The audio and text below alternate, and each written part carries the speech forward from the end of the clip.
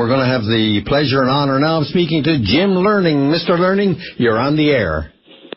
Good morning, sir. How are you? Jim, I'm fine, thank you. The bigger question is, how are you? How are you feeling this morning? Oh, I'm great. I didn't have any problems. Everything was good. I kept everything level, and it was all good. You were on your hunger strike, how long? Was it 5 days? 5 days, yes. Yeah, and that must have been an ordeal because, as all the public knows, you're also battling the challenge of cancer as well, right? Yeah, but that's not really a big issue. I don't put that front and center. It's not. Right.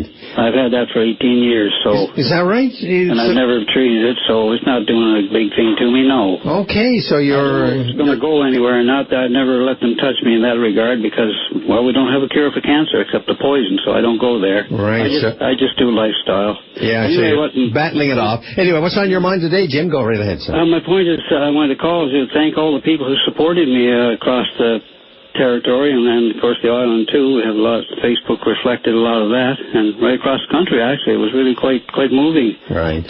So I just want to thank everybody, and now I want the focus, too, to move away from me and to move on to the issue itself, Muskrat Falls, and our getting to the table, and NCC getting to the table to talk with those people. All right. You're a very modest man, Mr. Learning, and I understand your urge to move away from yourself and get to the issues involved, but you are part of the issue because you brought such attention to your points and your positions on this. What were you trying to achieve when you were protesting on the road to Muskrat Falls? Just that we were here, we weren't going to be ignored, and that terrible injunction they put against us really isn't worth bothering with, or, sorry, it's not fair. It's a mean piece of legislation, and for the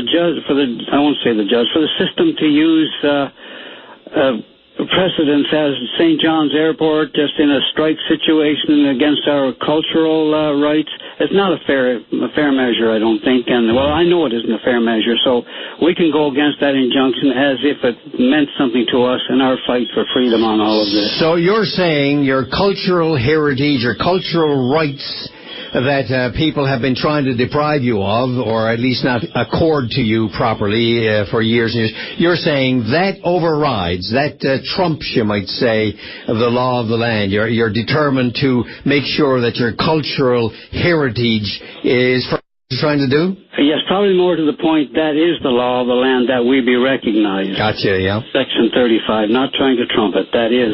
Okay, and Section 35, just tell us what you mean by that. Section 35, our inherent right to the land, our inherent right to be Aboriginal people, instead of just being... Canada is a mosaic.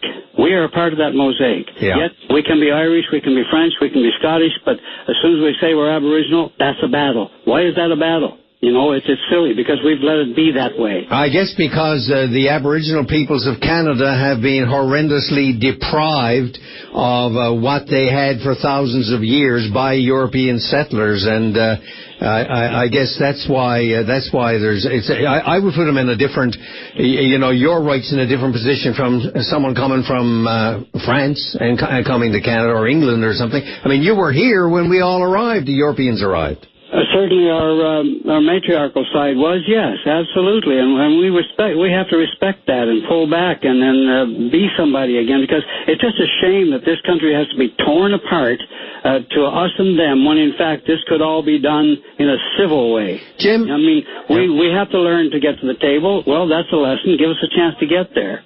Talk to us. We have to learn to take responsibility for our territory. Give us the opportunity to do that.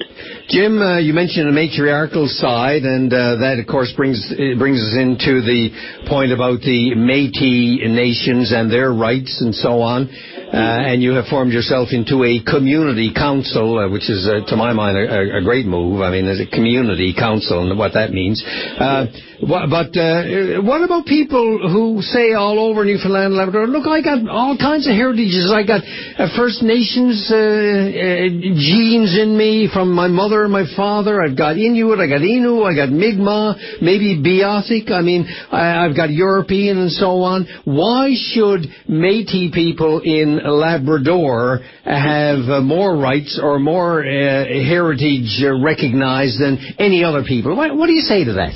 Well, I Absolutely, we shouldn't have any more. That's just not on. But I think what we're saying to it and where we come from is quite different because we are on the land base we've always had. Right. I think when you're in a or an urban situation, that becomes the problem. If you were trying to reclaim downtown Calgary, you'd have a rough time. Yeah, I got you. If you're trying to claim, say, the Strand in Labrador, you'd have a less rough time. So that I think is what that little dichotomy is all about. Right. Okay, well, Jim, it's very interesting discussing these complex matters to outsiders, for sure. Complex matters with you.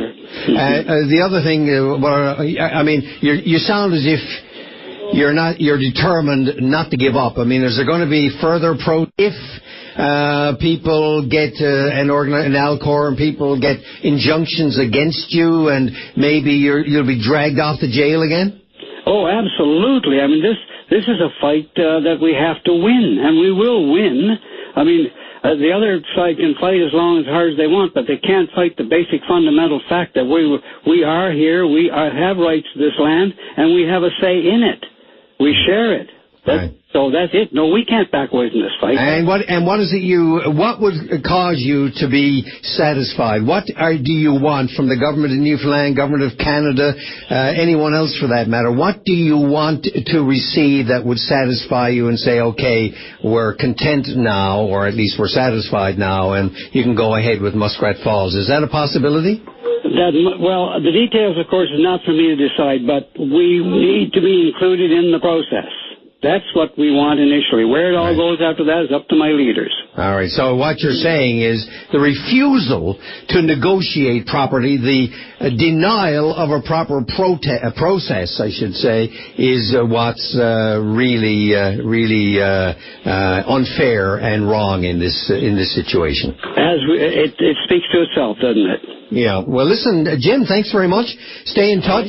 We'll talk to Todd, no doubt, your president, as time goes on, and anyone else in your community council that wishes to discuss the matter with us, and keep in touch with us on reaction from the other side, if you would, sir.